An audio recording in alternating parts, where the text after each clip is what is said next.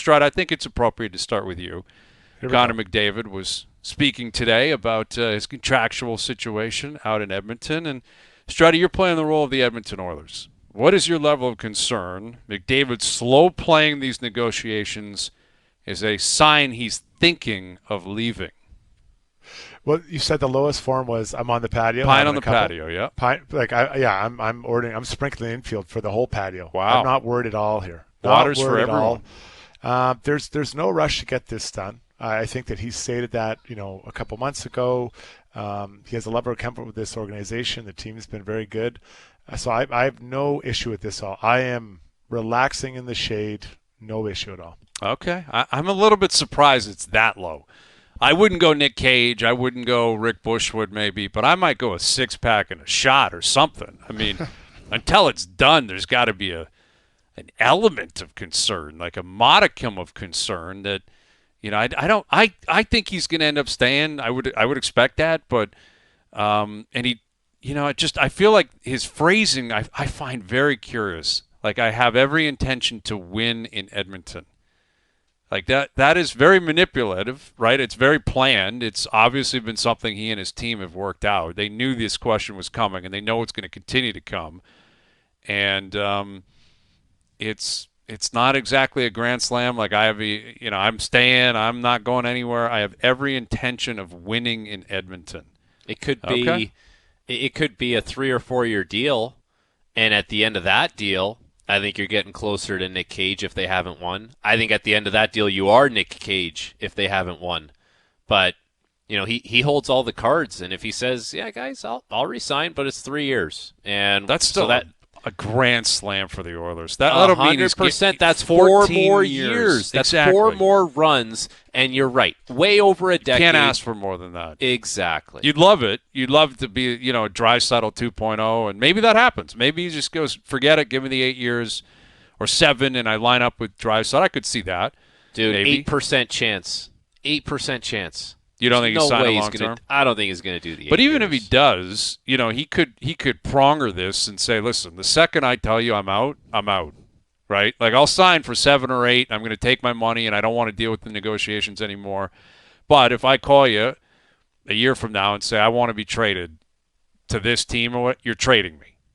Like that would also be understood. I think players of this magnitude in any sport, they have so much power. Like, it's if he ever wants out, even if he's on a 1 year deal, an 8 year deal, he's going to have the cards. And the Oilers will clearly need a lot in return if that ever happens. They would get a lot in return because of who we're talking about. But if he signs an 8 year deal, that does not mean he is saying I am 100% playing all 8 years in Edmonton. No. He might. But he might not.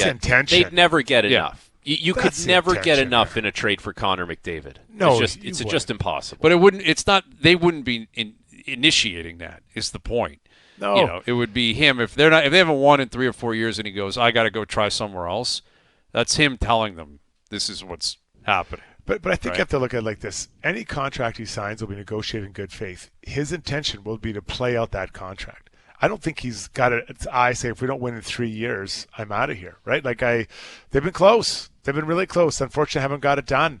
And, this past year wasn't as close as the year before that. And I think Florida's as good or better. And I don't know if the Oilers are the same team now they were this time last year. So there's a lot of it's hard, but you got to look at it like this too. If you had to pick a team July 1st he had to go to. Let's go back before everyone signed their deals. Which team was the one that you're going to win on? That this is the winner? I hear people saying Dallas Stars. Yep. Oilers spit him out in 5 games. Spit him out. There's a lot of players that are missing. There might have been some injuries in there. What about on the other side? Florida, they wouldn't. I guess they could have made room for him. They can't really. Yeah, exactly. Accommodated him. But let's leave that team out. Which team on July 1st, if he was a free agent, would you know he's going to win going to? No, you wouldn't know. Yeah. You wouldn't know. That's the problem. You could say, on the East, you could say, oh, Carolina's a good team. Carolina they get ran over by the Florida Panthers. So, I don't know. Getting him makes a big difference. That's the obviously. thing. You do have to consider what he would do if, let's say he goes to Vegas. Use them as an example. And Jack Eichel all of a sudden is your second-line center. Or if he goes to L.A., and it pushes Kopitar down and it pushes, Byfield in a different position of need and all that. I don't know. I mean, he's so good that he's going to boost the chances of any team he plays for. For sure he does. Which has to be considered in this hypothetical. But you raise, I think, an appropriate point and an accurate one is there's no, outside of Florida, and like Dallas doesn't deserve that. Now they got a new coach, and we'll see what Gulletson can do his second time around down there.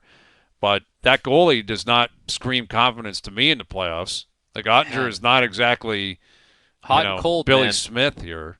Hot and cold with Ottinger. You know what's going to be like? I think Connor McDavid. We're having conversations about the contract. The crazy conversations are going to happen if McDavid re-ups for 3 or 4 years, and we're having conversation of do they need to trade McDavid at the end of that deal before that deal expires, or in Toronto when Austin Matthews' next deal is coming up, like, are they at the point where they got to trade Matthews at some point this season, or are they going to let it play out as an own rental? Because how do you do that?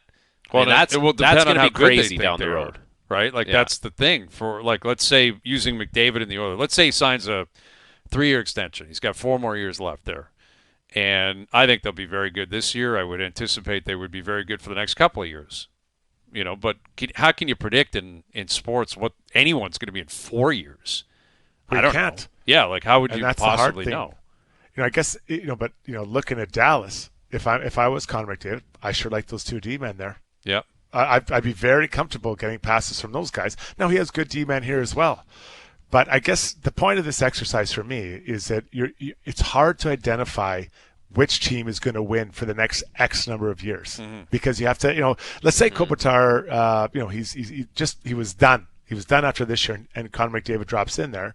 Yeah, that's a good team. But are they going to win for sure? Like, did you love that D? Did we like their wingers? Yeah. Like that's, and I know we're just staying on the Western Conference, but let's say Ottawa. Let's say Ottawa found, they not found. They created space Montreal, for this guy. Him and Suzuki. Yeah, 1-2 Montreal. punch. Yeah. So is that team? I sure like that D right now. Yeah. But are you sold on their goalies? Do you like their wing? Like, it's just hard. And I think for that level of player to kind of find a place you're going to win for sure, it's not that easy. The last guy to do it in a different sport is Thomas Brady. That's right. And I guess, like, you're right, though. Like, he went down to Tampa. He took a flyer on a team where he knew the infrastructure was there and they were going to be good. And Kevin Durant did that. Now, but Durant joined the equivalent of the Florida Panthers. That's a good team. Yeah, exactly. They hasn't won since. And they haven't won since. Well, I guess they did, actually. They won in 20. He hasn't. But he hasn't. You're right. He hasn't. But that's it. Outside of joining Florida, and he's not going to do that. That's the thing. Like, you look at Durant. And Durant was desperate. Like, Durant was sitting there saying, I got to join it. I got to get a ring. I have to in this ring culture we live in. And McDavid may face that at some point. Maybe he's facing it right now. Like, I'm sure he's contemplating all what we're talking about right now. He's thought of way more than we have. Oh, yeah. Where do I think I can win in the next 5 years? I think you can talk yourself into Edmonton. It's not difficult to do. They've been to back-to-back Cup finals. And also, you have guys on that team. One guy in particular is ride or die with you. Like, Leon, if he's playing with you, that guy's going to be an absolute machine in the playoffs. You can bank on it. You don't have to do it every night. He will do it a lot of times. So that, I'm sure, allows you to sleep at night. But it may get to a Durant situation, in 2, 3, 4 years, where it's like, he's 31, 32, been in the league for 14 years. What are you going to do? Like, what are you doing at that point? Yeah. Because I don't know if it'll be an easier answer. The question we're throwing around right now, in 4 years, I don't think it will be. Especially if there's 34 teams then, or 36. Yeah. The league might be even more watered down.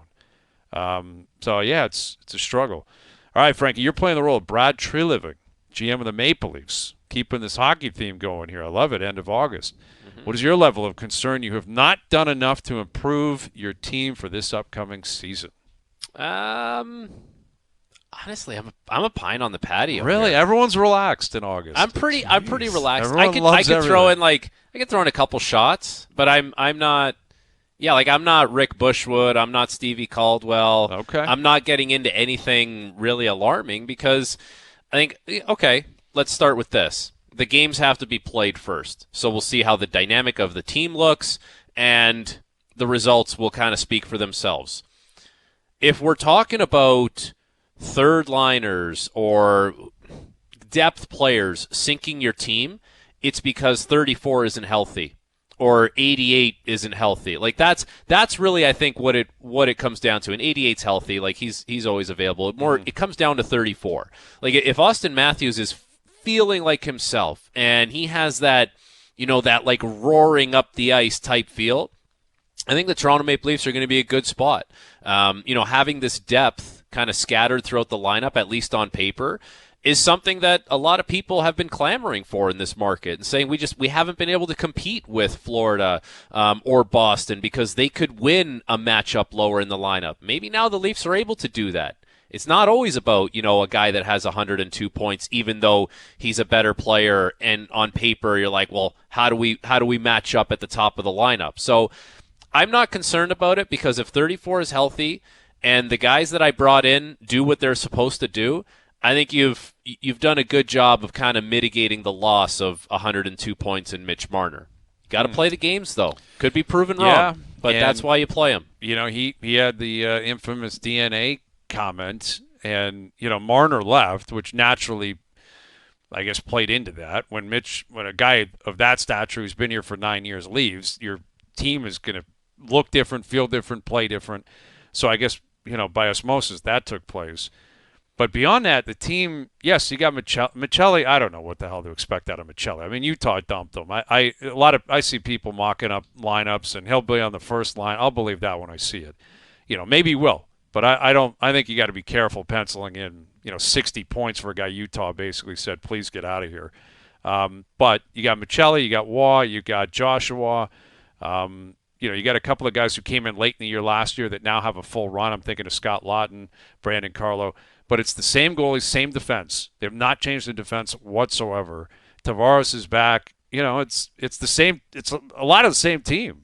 Which I'm not surprised by necessarily.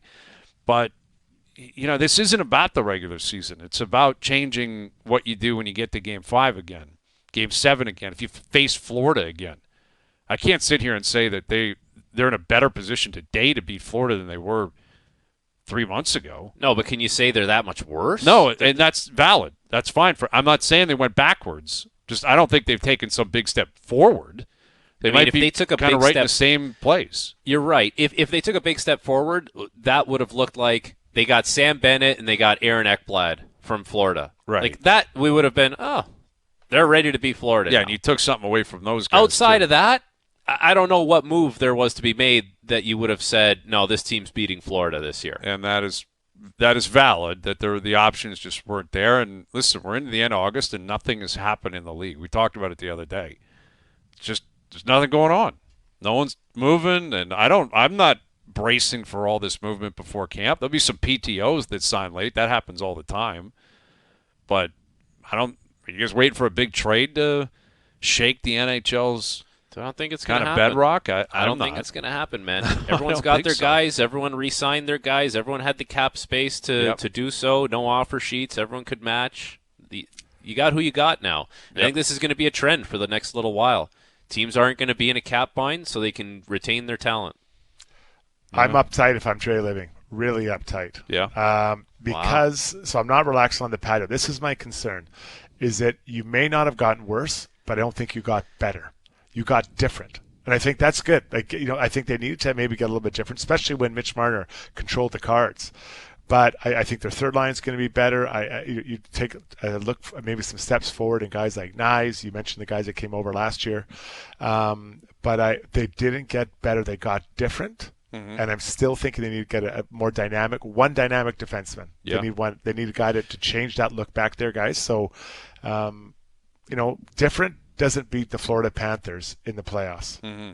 And that's the goal. That's ultimately what it is. Yeah. It's very focused. Like Florida's the team. You've won 2 rounds in 20 years, and both times you ran into Florida and they beat you. And this last time they kind of embarrassed you because they spotted you 2, and they spotted you a 2-0 lead in Game 3, and we saw how it played out.